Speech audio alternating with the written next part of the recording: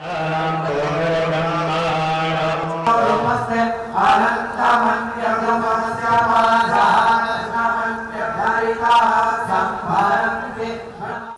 माँ इंद्राक्षी जय अम्बे। इंद्राक्षी धाम में दर्शकों आप सभी का हम हार्दिक स्वागत करते हैं।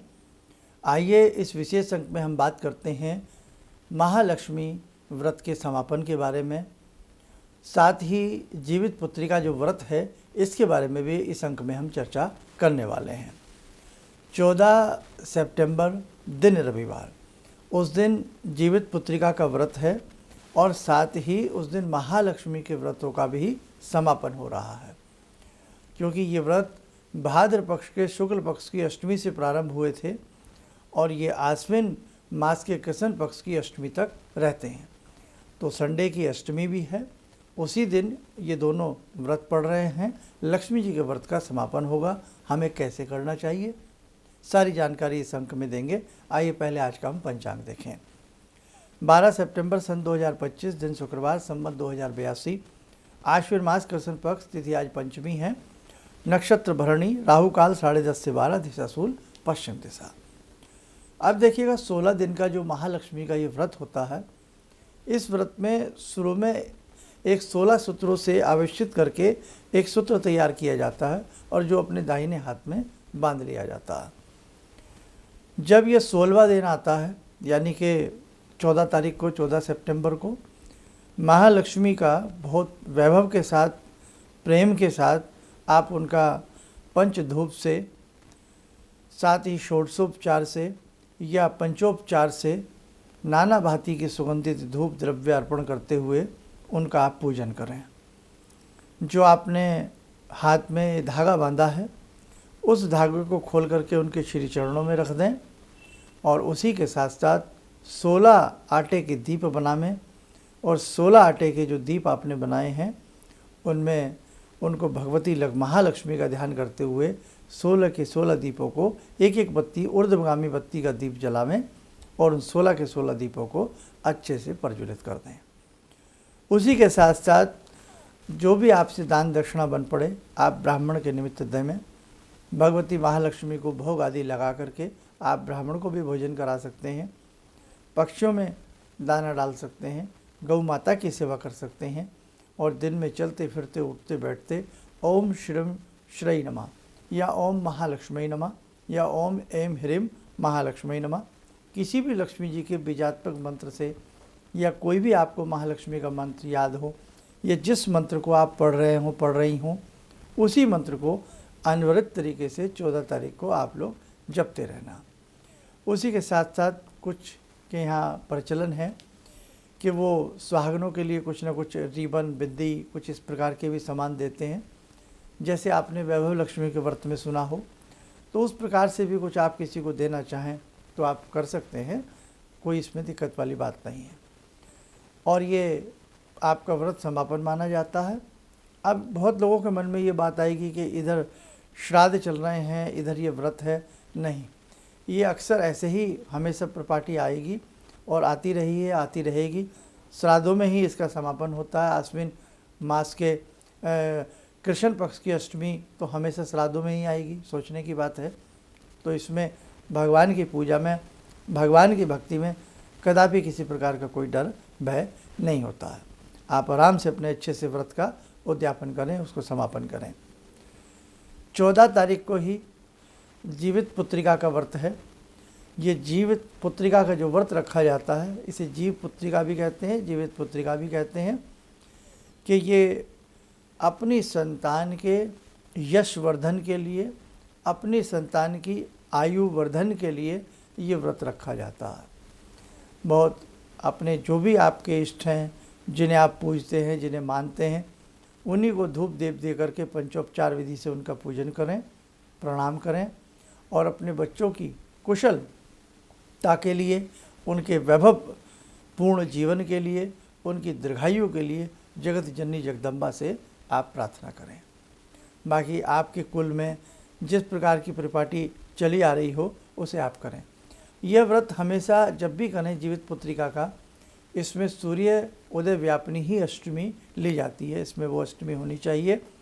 और बहुत लोग किसी नदी तालाब, कुएं या किसी बहती सरोवर के किनारे जाकर के भी सूत से बनी हुई जीवित पुत्रिका एवं राजा जीमूत वाहन की पूजा करते हैं। तो बाकी अपना अपना जैसा आपके यहाँ परिपाटियाँ हैं, जैसा जैसा आपके बड़ों ने आपको समझाया है उस हिसाब से भी आप ये कर सकते हो। अब देखो, सनातन धर्म की एक विशेषता देखो कि कहीं पत्नी पति की दीर्घायु के लिए करवा चौथ करती है और निराहार रह कर के उस व्रत को करती है, तो कहीं माँ अपने बच्चों के लिए जीवित पुत्रिका का व्रत करती है, तो कहीं बहन अपने भाई के मंगल के लिए रक्षाबंधन का व्रत करती है, भैया दूज करती है। बड़े बड़े ऐसे तीज त्यौहार हैं जिसमें स्नेह और प्रेम भरा हुआ है। इसलिए सत्य सनातन धर्म बहुत ही सुंदर है। ऐसा नहीं है और सुंदर नहीं है, सभी अपनी जगह अच्छे हैं, लेकिन आप गौर से देखेंगे तो कैसी कैसी रहस्य बातें आपको इसमें मिलेंगी कि कहीं पत्नी पति के दीर्घायु स्वास्थ्य के लिए, तो कहीं माँ बच्चों के दीर्घायु स्वास्थ्य के लिए, तो कहीं बहन भाई की सुंदर जीवन के लिए उसकी मंगल कामनाओं को मांगती है। तो वहीं जगत जननी जगदम्बा के 4 नवरात्रों के रूप में हम विशेष प्रकार से आयुध धारणी अष्टभुजी चतुर्भुजी भगवती की हम साधना उपासना करते हैं। वहीं हम भगवान श्री कृष्ण की जन्माष्टमी के रूप में उनके जन्मोत्सव को मनाते हैं। वहीं भगवान श्री राम के नवमी के रूप में धूमधाम से राम जी की सवारी निकलती है।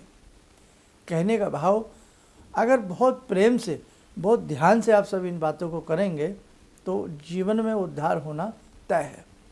निश्चित रूप से भगवान आपके साथ खड़े हैं, आपका कल्याण होगा। गुरु पूर्णिमा आती है, संसार में ऐसा कोई व्यक्ति नहीं जिसका कोई मास्टर ना हो, जिसका कोई गाइड ना हो, जिसका कोई गुरु ना हो। और सर्वप्रथम गुरु पूजने ही हैं, गुरु गोविंद दऊ खड़े। तो इसीलिए सत्य सनातन धर्म में गुरु पूर्णिमा को बहुत धूमधाम से मनाया जाता है। बहुत भाव के साथ एक शिष्य अपने गुरु के चरणों में बैठ कर के उनकी पूजा करता है। गुरु के शरणागत होकर के पूरा जीवन पर्यंत गुरु की शिक्षा ग्रहण करने में निकाल देता है। और गुरु भी अपने शिष्यों को घड़े की तरह ठोक बजा करके सुंदर बना देता है, सोने को आग में तपा करके कुंदन बना देता है। इसलिए बेटे ध्यान रखना, जो हमारी परंपराएं हैं, जो हमारी धार्मिक कल्चर है, उसे स्वयं अच्छे से ग्रहण करें। अपने परिवार में, अपने समाज में, अपने बच्चों में उस कल्चर को अच्छे से अच्छा बताने का, समझाने का और उसे मनाने का आप सब लोग मिलकर के प्रयास जरूर किया करें। हमारे ऋषियों मुनियों ने कितना प्रयास किया होगा कि ये सारे तीज त्यौहार उन्होंने हमें दिए और उसके मर्म को समझाया। इसलिए आज हमारा कर्तव्य बनता है कि हम अपने सभी सप्त ऋषियों को, गुरुओं को, सभी को ध्यान में करते हुए सुंदरतम से सुंदरतम तरीके से अपने पर्वों की इस श्रृंखला को ऐसे ही मोती बना करके माला में पिरोते रहें और बहुत सुंदर तरीके से जगत जननी जगदम्बा की हम सब आराधना करें। कल कल बहती हुई गंगे मैया की प्रार्थना करें और बहुत अच्छे से अपने जीवन को अंतिम सांस तक सुंदरतम तरीके से, पवित्र तरीके से, भाव के तरीके से जीने का प्रयास करें। आइए, समय हो चला आज की ध्यान साधना का। जुड़ते हैं जगत जननी मंगल करने भगवती जगदम्बा से। ॐ सिन्दूरारुण विग्रहां त्रिनयनां माणिक्यमूले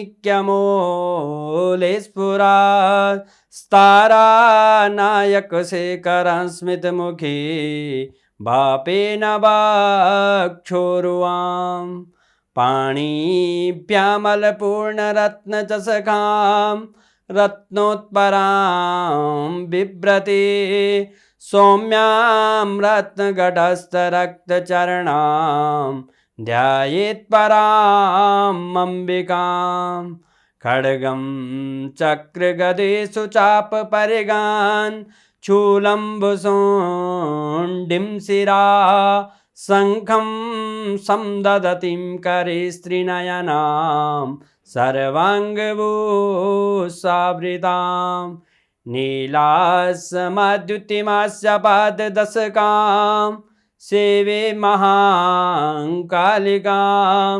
यामास्तो स्वपितैहरो कमलजो हन्तुं मधुं कैटवम् विद्युद्दाम समप्रभां मृगपते स्कन्दस्थितां भीषणां कन्या विहकरवालखेटविलसा धस्ताविरासेवितां हस्ते चक्रगदाशिखेटविशिखां चापं गुणं तर्जनीं विप्राणामलिलात्मिकां शशिधरां दुर्गां त्रिनेत्रां भजे। कवच बना लें, ध्यान करें, भगवती का सुवासीस हम सबके ऊपर बरस रहा है।